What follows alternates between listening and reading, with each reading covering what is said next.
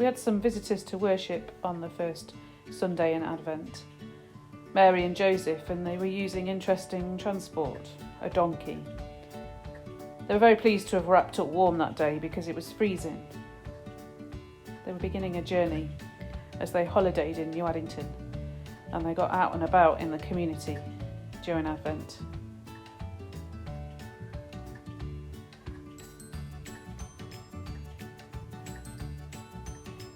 Later that week, Mary had spent the day sorting out some costumes for a play happening the next Sunday. A nativity play, whatever that is, Mary said when she was asked. Donkey spent most of the day wondering if life would have been better if he'd been born a reindeer. Joseph was trying to remind Donkey that he's loved and it doesn't matter that he doesn't have a red nose or antlers, but he wasn't doing a very good job of reassuring him. Donkey was definitely having an Eeyore type of day. As they were packing away, a visitor turned up. An angel, more sparkly than the tinsel Mary was sorting. The angel stopped them in their tracks. You're going to have a baby, said he. Joseph wondered if he could turn Donkey's mood more tiggerish and they could bounce their way away. Mary, well... Processing the news from yesterday, Mary and Joseph were keeping themselves busy helping to pack food parcels. Mary wanted some time to make sense of it all without Joseph asking loads of questions. So she absorbed herself in sorting out the vegetables and sent Joseph to help with the tins and stuff. Donkey, trying to find a bit more joy, went to play in the tree that sprung up since yesterday and has some kind of strange twinkly fruit on it. Not as tasty as he had hoped. Donkey, still not feeling too great, so Mary and Joseph decided to leave him at home to rest and try out public transport instead. Since Mary was pregnant, they decided they probably didn't need a chaperone anymore anyway, since people were gossiping despite knowing the truth. A tram and a train ride later, and they spotted a giant star. What could it mean? There was a bit of a change of plan on the way home last night. Mary, while welcoming the distraction of a trip out, couldn't shake from her mind all the stuff that was being said about her being pregnant at home. She got quite upset. Joseph didn't know what to do, so he phoned their cousin Zechariah, whose wife Elizabeth was also pregnant. Zechariah was a priest, so he must be wise. He'd forgotten, though, that since Elizabeth got pregnant, Zechariah had lost his voice. Pregnancy does strange things, so chatted to Elizabeth instead. Elizabeth suggested they were halfway there already, so that Mary should go and stay with her for a bit. So at the station, Joseph and Mary parted ways. Sadly, Mary couldn't get the direct line to Elizabeth because it won't open until 2022. But as Elizabeth told her when she arrived, waiting is sometimes what's called for. Joseph went home to check on Donkey, who was feeling a bit better today. They're only thinking, mind, about doing a jigsaw.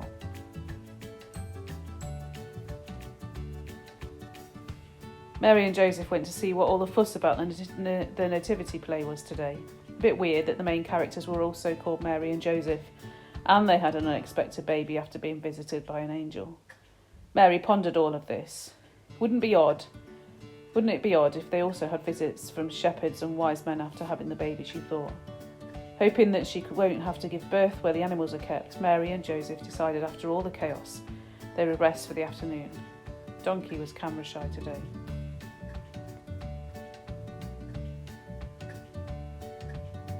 The reality of the pregnancy has made Mary and Joseph think about their own families. Where are they from? What history could be passed on to the baby?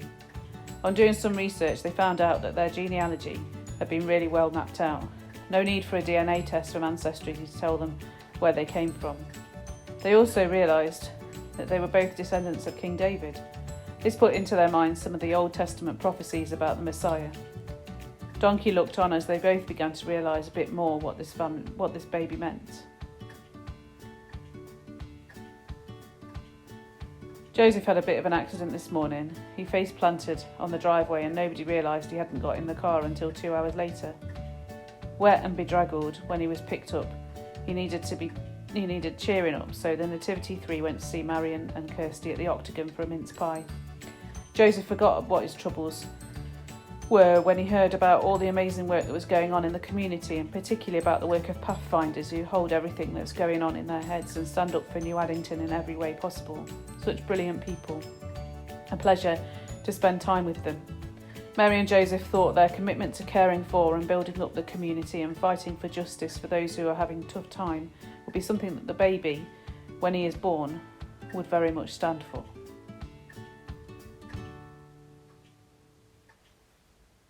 Meanwhile, there were some shepherds trying not to fall over in the wind on Shirley Hills, holding on to their sheep. An angel appeared and managed to stay upright for enough time to tell them about the baby. The shepherds were a bit perplexed and went off to warm up in the Chinese restaurant to try and make sense of it all. Whilst they did so, the sky filled with angels singing songs of praise to God. No photos because the shepherds were tucking into their mixed starter. Food helps you think, one of them said.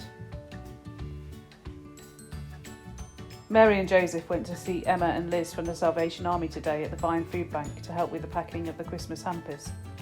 Donkey was a bit more tiggerish today, was jumping about everywhere, so Mary decided they were probably being more of a hindrance than a help, and they didn't stay long. They were so pleased to see how it all works and really excited about the hampers, which are going to bless so many families in our community this year. The Salvation Army in New Addington do amazing work all year round in supporting the community with food and many other wonderful things. Such good news. They went on their way carrying a bag full of pasta because you can never have too much pasta.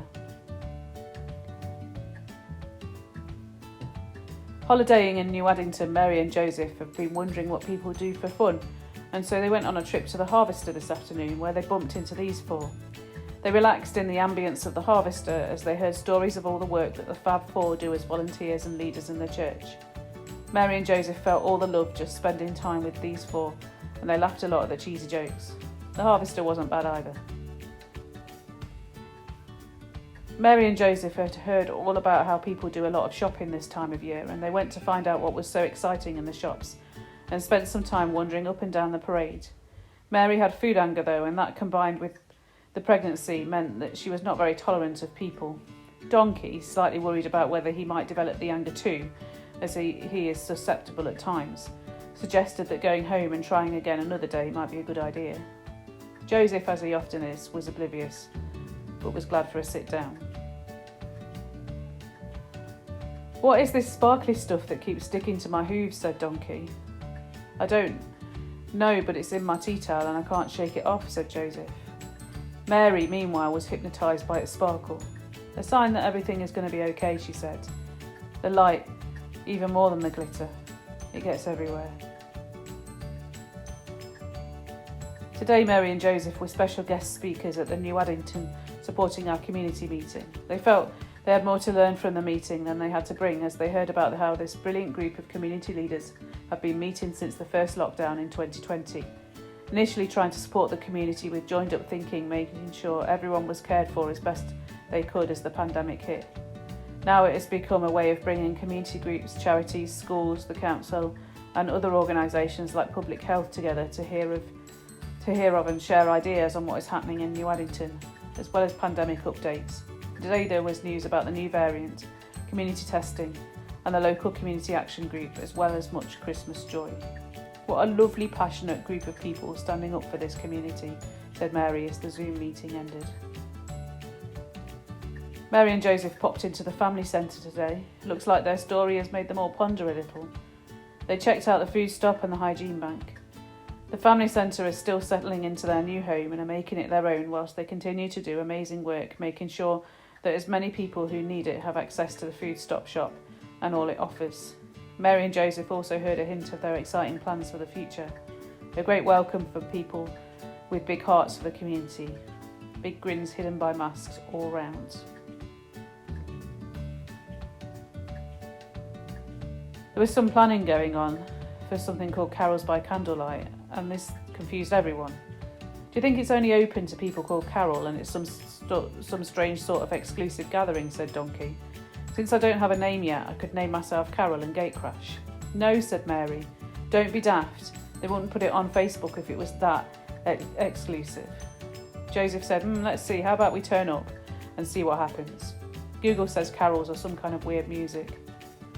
"Perhaps," said Mary and Donkey together.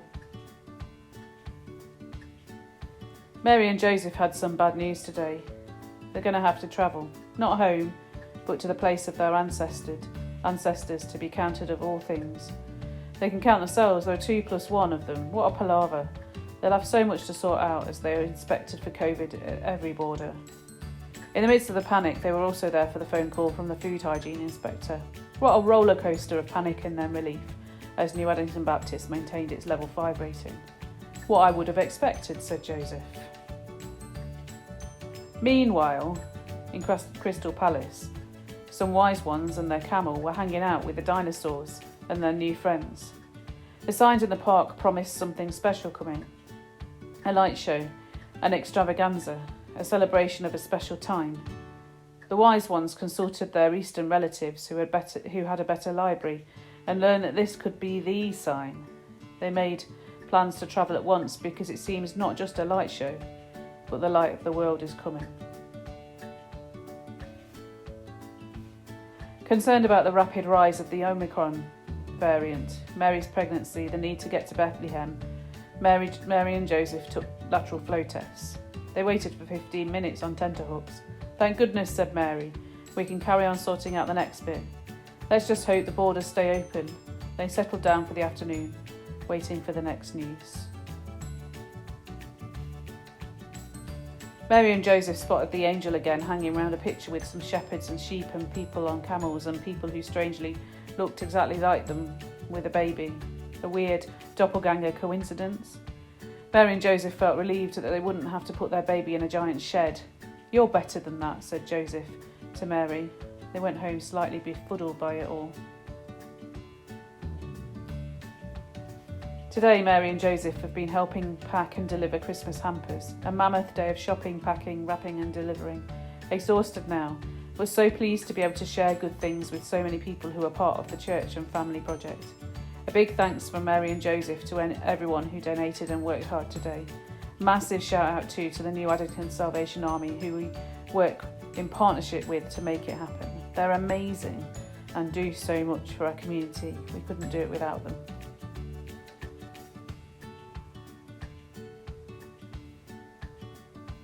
Mary and Joseph were worn out from yesterday, also very anxious about the travelling they need to do in the next few days.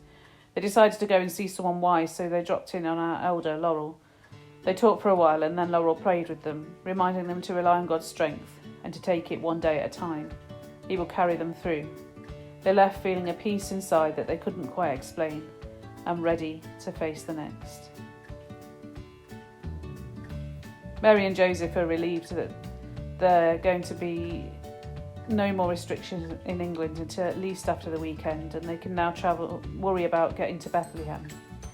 They're checking out the travel rules. They're triple-vaxxed citizens, so they should be okay, but the quarantine for 72 hours, that means they will need to be hot on finding a place to stay. It's going to be a long night of Googling. Donkey has been isolating in the car all week. He doesn't want to risk catching Donkey COVID, and he's already been worried about being labelled. People keep mentioning he is a little horse. He's a fine donkey, honest, he says. Mary and Joseph have set off on the longest leg of the journey. They were waved off in the style of a Ramsay Street goodbye. Let's hope they get to Bethlehem in time.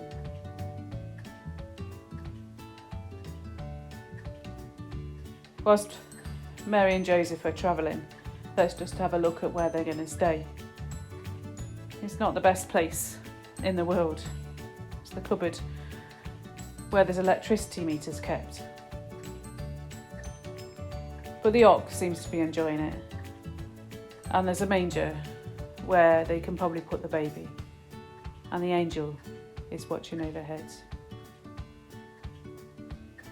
So Mary and Joseph made it to Bethlehem. They made it to the place they were staying, the little cupboard with the electricity meter in. And not only they made it, but the wise men are here too, and the shepherds and the sheep and the camel. The ox is still hanging around, and the angel is still watching on. And they're all here for one thing. Because overnight, just after they arrived, the baby Jesus was born.